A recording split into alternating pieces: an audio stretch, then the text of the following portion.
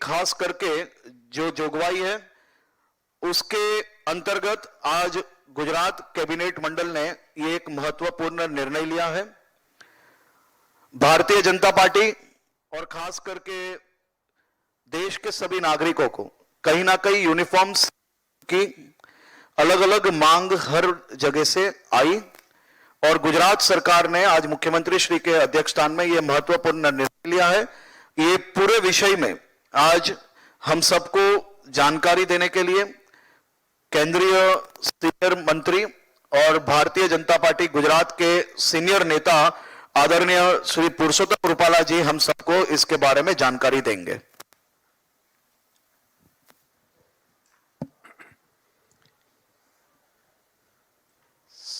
सभी प्रेस के बंधुओं को मेरा नए साल का राम राम। आप सबको मेरी ओर से ढेर सारी शुभकामनाएं।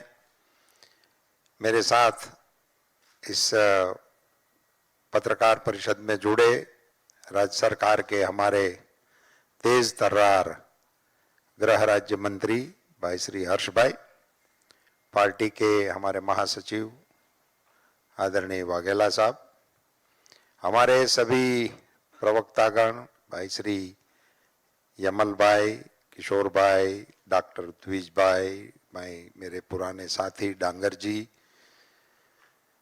आप सभी को जैसे हर्ष भाई ने उद्घोषित कर ही दिया है तो विषय तो आप सबके संज्ञान में आ ही गया है। मुझे तो सिर्फ इतना ही बताना है और बड़ी प्रसन्नता के साथ जाहिर करना है कि हम 2-3 चीजों के नारे युवा काल से लगाते रहते थे। राम जन्मभूमि का नारा हम लगाते रहते थे,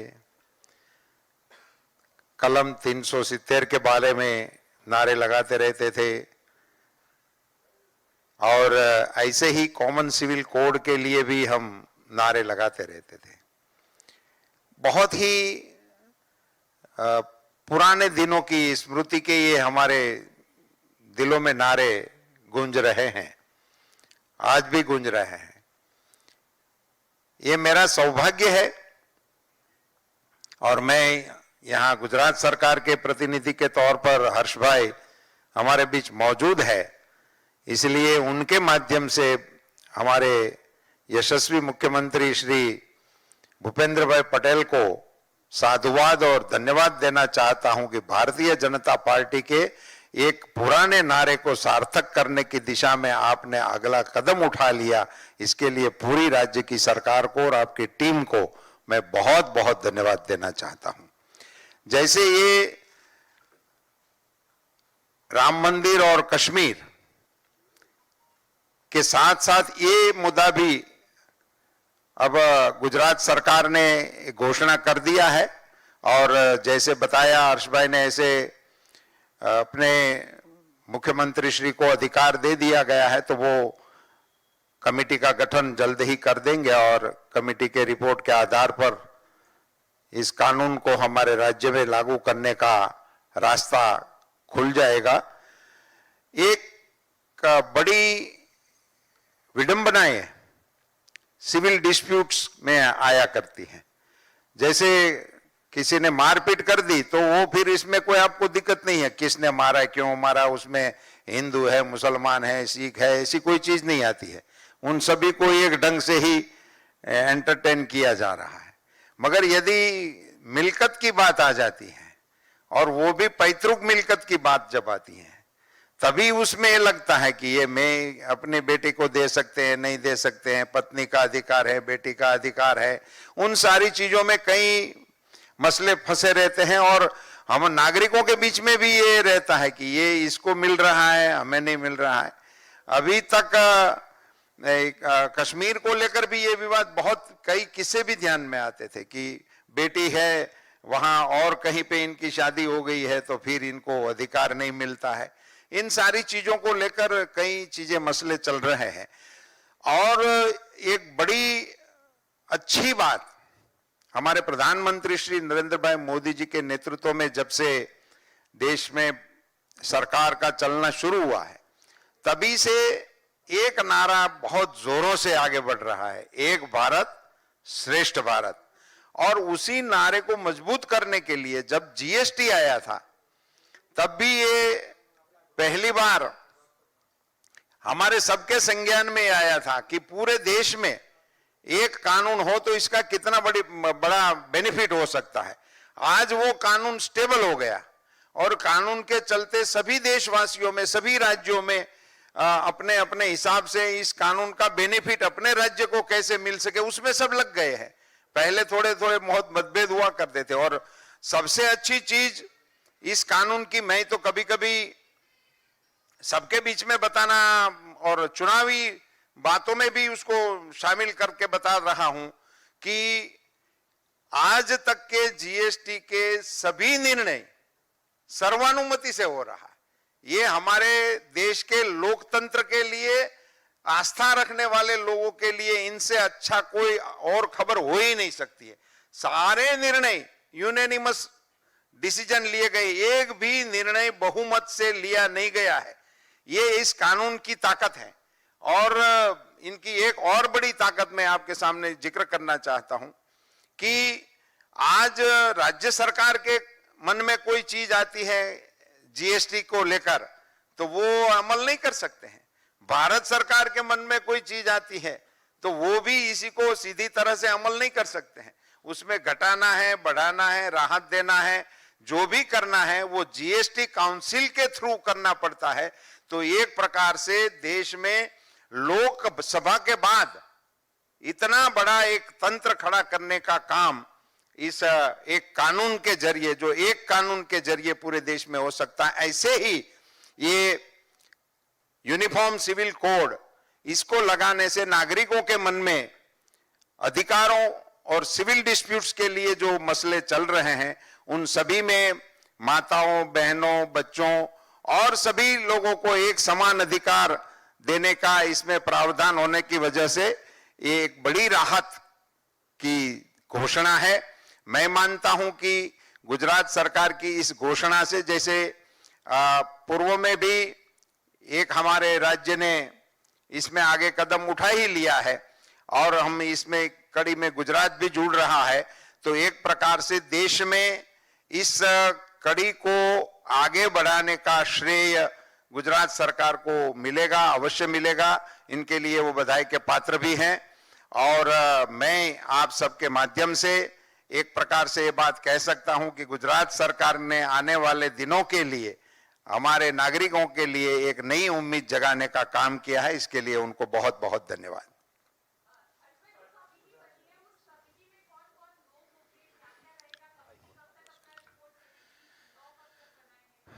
वैसे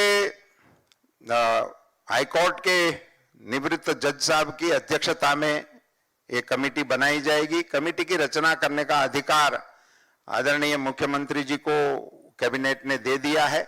उसकी कालावधि भी तय कर दी जाएगी।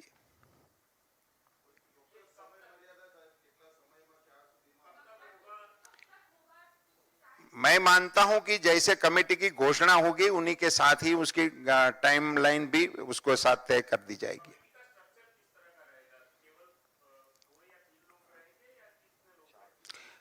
मिनिमम 4 लोग रहेंगे।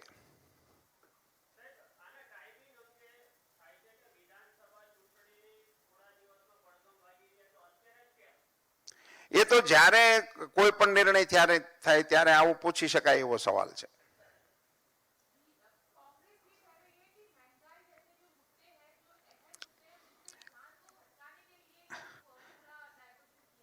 हाँ, ये उनका सवाल जरूर हो सकता है क्योंकि हम जिस दिशा में ध्यान लोगों का खींचना चाहते हैं वो उनको पसंद नहीं है, इसीलिए वो ऐसे बिंदु को इस प्रकार की बात करके टालने की कोशिश कर रहे हैं। इस देश में सभी नागरिकों को एक सा कानून हो, उसके विषय में उनकी क्या राय है वो उनको प्रकट करनी चाहिए।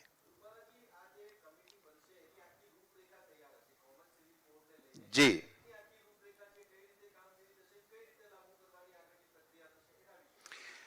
एक સરળતાથી હું આપને મારી ભાષામાં કહું કે કમિટીની રચના કરવાની નિર્ણય થઈ ગયો છે। કમિટીની રચના કરવાનો અધિકાર માનનીય મુખ્યમંત્રીશ્રીને અપાઈ ગયો છે।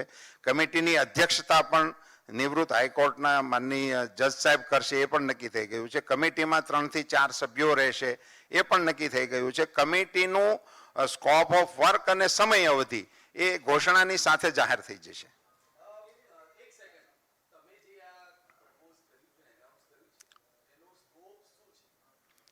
એ સ્ટેક હોલ્ડરની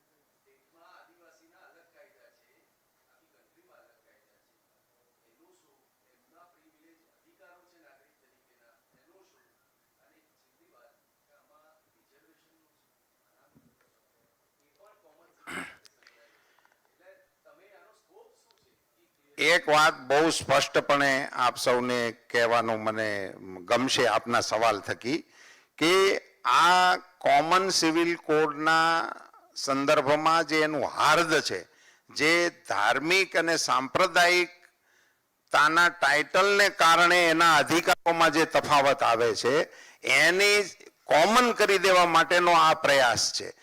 આદિવાસી એ કોઈ ધર્મ કે સંપ્રદાય નથી.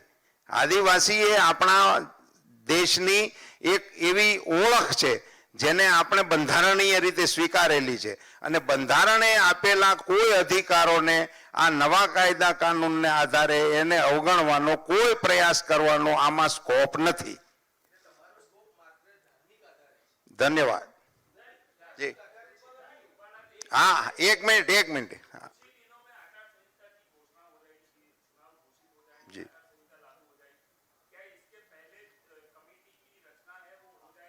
हाँ हो जाएगी इसके पहले हो जाएगी.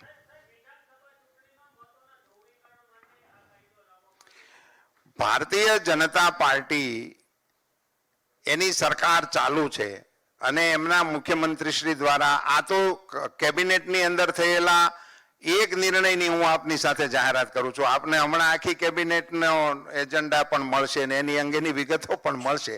એટલે રાજ્ય સરકારના કોઈ પણ નિર્ણયો છે એને અત્યારે ચૂંટણી ઉપર છે તો બધા એવું સામાન્ય રીતે કહી શકે, પણ આ એક અલગ પ્રકારનો નિર્ણય છે જે દેશને નવી દિશા આપનારો છે. એટલા માટે અમે પ્રેસની દૃષ્ટિથી આપને આ વાત કરી.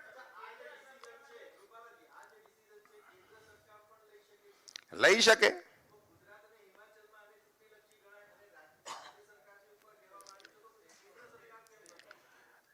કેન્દ્ર સરકાર પણ યોગ્ય સમયે આ દિશામાં અવશ્ય વિચારશે.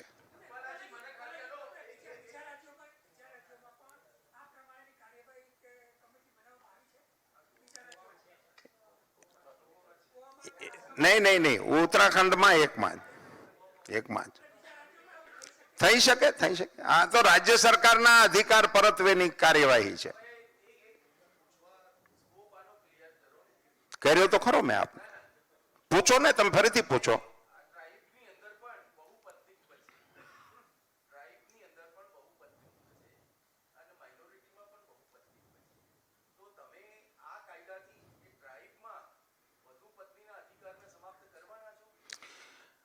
મેં આપને પહેલા કહ્યું કે ભારતના બંધારણની અંદર જે અધિકારો આપેલા છે એ બંધારણના કોઈ અધિકારને આ નવા કાયદાના સુધારાથી એને ઓવરરૂલ કરવાનો રાજ્ય સરકારનો કોઈ ઈરાદો નથી.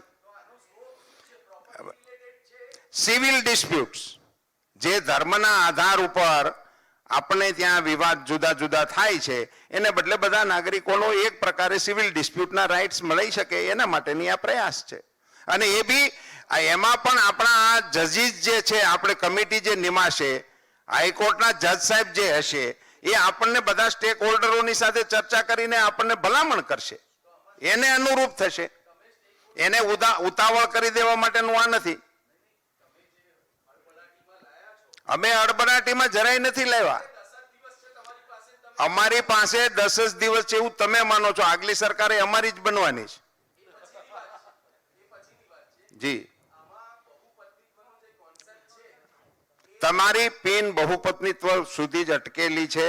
એમાંથી આપ મહેરબાની કરીને બહાર નીકળો. મારું આપને એટલું જ કહેવાનું છે કે બંધારણે જેટલા અધિકાર આપ્યા છે એને આ કાયદાથી અમે ટચ કરવાના મતના નથી. એમાં પછી જો એ તમને અધિકાર બંધારણનો હોય તો તમારો અધિકાર સલામત છે.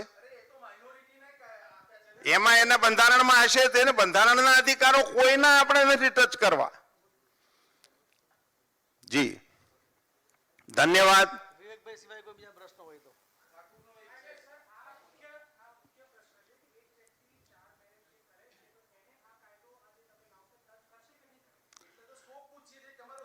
અમે તમને બહુ સ્પષ્ટ કહ્યું છે કે ધાર્મિક સાંપ્રદાયિકતાના આધાર ઉપર જે કાયદાઓ બનેલા છે એ કાયદાઓને કારણે જે સિવિલ ડિસ્પ્યુટ્સ આપણે ત્યાં જુદા જુદા ચાલે છે અને નાગરિકોમાં એક પ્રકારનો વિભ્રમ રહે છે કે ભાઈ આવો ધર્મ પાળવાને કારણે એને આ અધિકાર મળે છે, આવો ધર્મ નહીં પાળવાને કારણે એને અધિકાર નથી મળતો. એને સમાપ્ત કરવા માટે જજ સાહેબની અધ્યક્ષતામાં કમિટી બનશે. જજ સાહેબ આમાં આપણને સલાહ કરશે.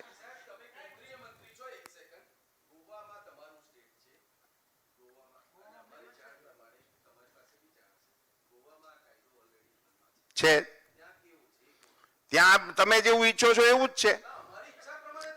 નહીં એવું જ છે એમ કહું.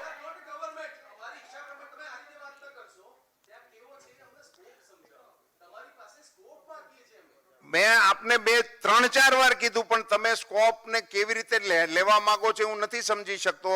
હું ફરીથી તમને એમ કહું છું કે સંપ્રદાયના આધારે ધર્મના આધારે સિવિલ ડિસ્પ્યુટ્સમાં જે પ્રશ્નો ઊભા થાય છે એનું નિરાકરણ નાગરિકોમાં એક સમાન ધોરણે થાય એવા આશય સાથે રાજ્યની સરકાર આ નિર્ણય કર્યો છે અને એમાં હાઈકોર્ટના નિવૃત્ત જજ સાહેબ ની કમિટી નિમી છે. એ કમિટી આપણને ગાઈડ પણ કરશે. આપના મનમાં કંઈ હોય તો આપ એમનું ધ્યાન પણ દોરી શકો છો.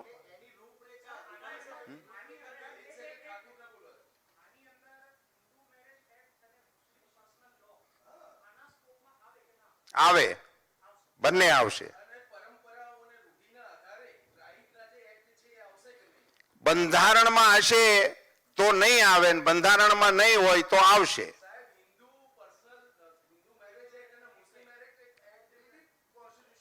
એ કોન્સ્ટિટ્યુશનમાં નથી પેલા, એ એક્ટ છે. કાયદાથી આપણે આપેલા નવા અધિકારો કાયદાઓ છે.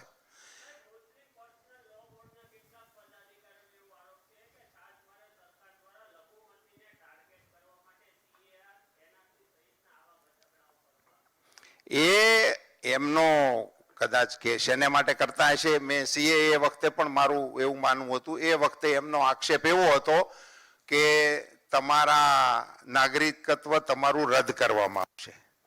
સીએ એનો અર્થ નાગરિકત્વ આપવાનો હતો. એ નાગરિકત્વ રદ કરવા માટેની એમાં કોઈ જોગવાઈ જ નથી.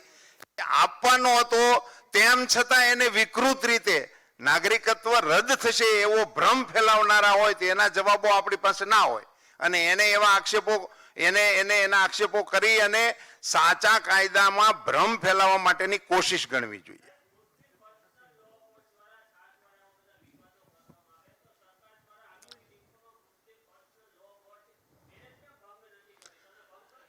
એ અલગ વિષય છે. આ કાયદો આવ્યા પછી કદાચ એના અમલીકરણની અંદર પણ આપણને જુદો ફેરફાર જોવા મળી શકે.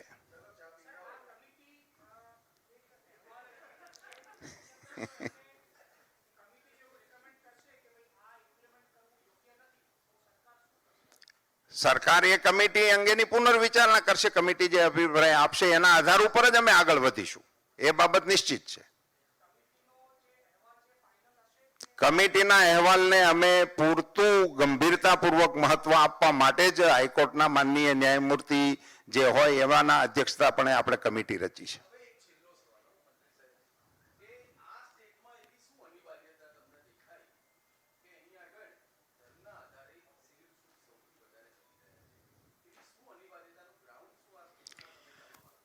આપણા રાજ્યમાં જુદા જુદા કાયદાઓ તળે ઘણી બધી ગંભીર પ્રકારની ફરિયાદો રાજ્ય સરકારની પાસે છે. જેવી કે પિતાની મિલકતની અંદર દીકરા દીકરીઓના હક, પતિની મિલકતની અંદર પત્નીઓના હક, આ બધી જુદી જુદી લોટ ઓફ ડિસ્પ્યુટ્સ આપણી પાસે ત્યાં જુદા જુદા કાયદા નીચે ચાલે. લગ્ન સંબંધી ઘણા બધી જુદી જુદી ફરિયાદો આપણી પાસે આવે છે અને આપ બધા પણ એનાથી મારી કરતા પણ વધારે માહિતગાર છો. અમારી પાસે આવી પુષ્કળ ફરિયાદો છે અને એના ફરિયાદોના નિવારણ માટે આ પ્રકારનો કાયદો આપણે અહીંયા લાવવા માટેનો માનનીય મુખ્યમંત્રીશ્રીએ નિર્ણય કર્યો છે અને હું અભિનંદન આપું છું. ધન્યવાદ.